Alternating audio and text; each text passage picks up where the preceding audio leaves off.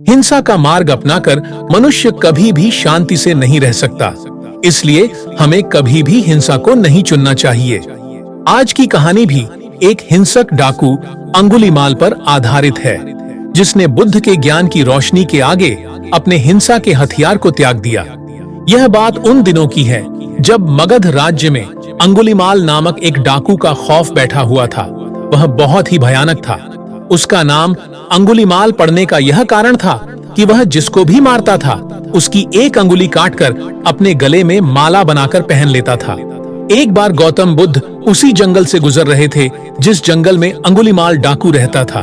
वे जंगल में जिस मार्ग से जा रहे थे उसी मार्ग पर वहां अंगुलीमाल डाकू आ गया। अंगुलीमाल बोला, ऐ सन्यासी, रुको, कहां जा रहे हो? गौतम बुद्ध रुके और बोले, मैं तो रुक गया, पर तुम बताओ, तुम कब रुकोगे? अंगुलीमाल बोला, सन्यासी, ऐसी बातें करके तू मुझसे बच नहीं सकता। बुद्ध बोले, मैं तो यहां से जा ही नहीं रहा, यही खड़ा हूं। अंगुलीमाल बोला, क्या तुझे मुझसे डर नहीं लगता? मैंने कितने लोगों को मारकर उनकी अंगुली काटकर अपने गले में माला पहन रखी है।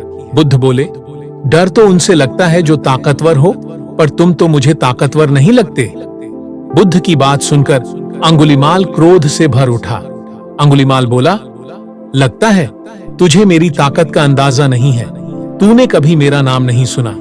इतने लोगों को मैं मौत के घाट उतार चुका हूं और आज तेरी बारी है। बुद्ध बोले, अच्छा, अगर तुम सचमुच ताकतवर हो तो सामने पेड़ से कुछ पत्ते तोड़कर दिखाओ। अंगुलीमाल ने क्रोध में कहा, पत्ते क्या? मैं तो पूरा पेड़ उखाड़ सकता हूं। बुद्ध बोले, नहीं नहीं, तुम केवल पत्ते तोड़कर लाओ। अंगुलीमाल क्रोध में जाकर पेड़ के पत्ते तोड़ दिए और बुद्ध को दिखाते हुए कहने लगा, देख, मैंने इस पेड़ के पत्ते तोड़ दिए। मेरी ताकत का अंदाजा तो तुझे तब होगा जब इस तलवार से मैं तेरे प्राण लूंगा। बुद्ध बोले, अब इन पत्तों को वापस जोड़कर दिखाओ। अंगुलीमाल बोला, मूर्ख, ऐसा कभी संभव है क्या? पत्तों को तोड़ने के बाद भला जोड़ा जा सकता है? बुद्ध बोले, फिर तुम्हारी यह किस प्रकार की ताकत है भीखू? भीखू नाम सुनते ही अंगुलीमाल बोला, तुम्हें मेरा यह नाम कैसे पता चला?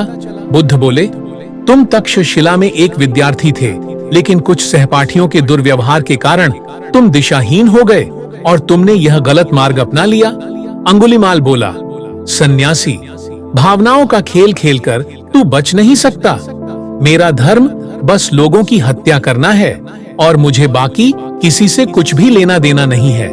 बुद्ध बोले, तुम लोगों की नहीं, स्वयं की हत्या कर रहे हो। तुम्हें लगता है कि हत्या करने से तुम्हें सुख की प्राप्ति होगी, किंतु हर हत्या के बाद तुम असल में दुखी और अशांत हो रहे हो। अंगुलीमाल बोला, इस नरक भरी जिंदगी ने तो मुझे हत्यारा बना दिया है और अब बस मेरा यही काम है। बुद्ध बोले, नहीं, तुम्हारे भीतर अब भी एक मनुष्य है।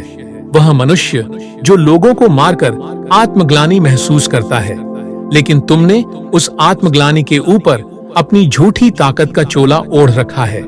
तुम्हें लगता है कि तुम लोगों की हत्या कर रहे हो, लेकिन वास्तव में तुम रोज अपनी ही आत्मा की हत्या करते हो। लोगों को मारकर भी तुम्हें सुख प्राप्त नहीं होता, इसलिए तुम अपनी ताकत का रोब दिखाकर दूसरों पर अपना हक जमाना चाहते हो। तुम बिल्कुल भी ताकतवर नहीं हो, तुम भीतर से बहुत ही कमजोर और खोखले हो।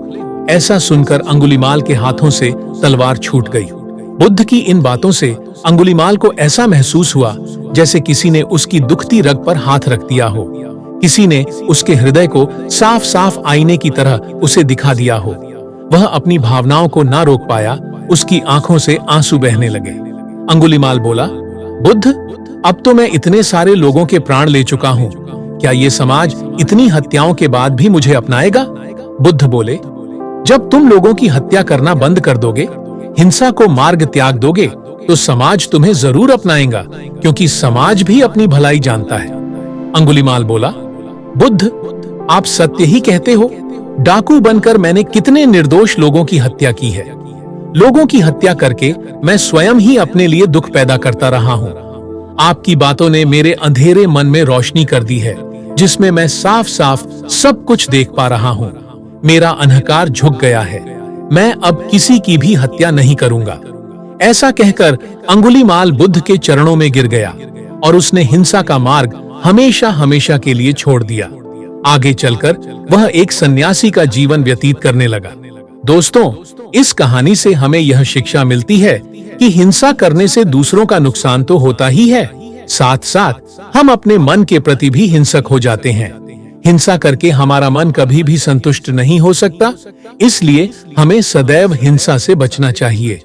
उम्मीद करते हैं कि आपको हमारी गौतम बुद्ध की प्रेरणादायक कहानी गौतम बुद्ध और अंगुलीमाल की कहानी पसंद आई होगी।